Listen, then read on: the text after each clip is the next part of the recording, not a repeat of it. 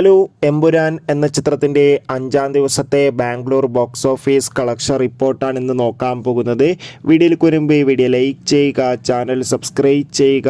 March April മാസങ്ങളിൽ അങ്ങോട്ട് ധാരാളം ചിത്രങ്ങൾ OTT റിലീസ് ചെയ്യും. നമ്മുടെ ചാനൽ ഭാഗം പരിശോധിച്ചാൽ നിങ്ങൾക്ക് ആ വീഡിയോയ്ക്ക് കാണാൻ വേണ്ടി സാധിക്കുന്നതായിരിക്കും.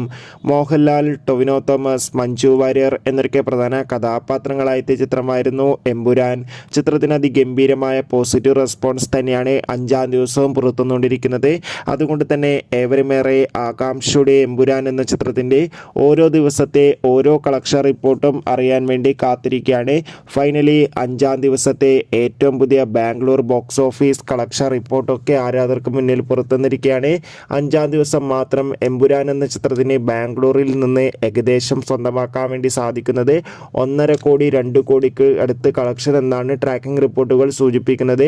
എന്തായാലും കൂടുതൽ ഒഫീഷ്യൽ കളക്ഷൻ റിപ്പോർട്ടിനായി നമുക്ക് കാത്തിരിക്കാം. ചിത്രം കണ്ടവരുടെ അഭിപ്രായം കമൻറ്റ് ചെയ്യുക.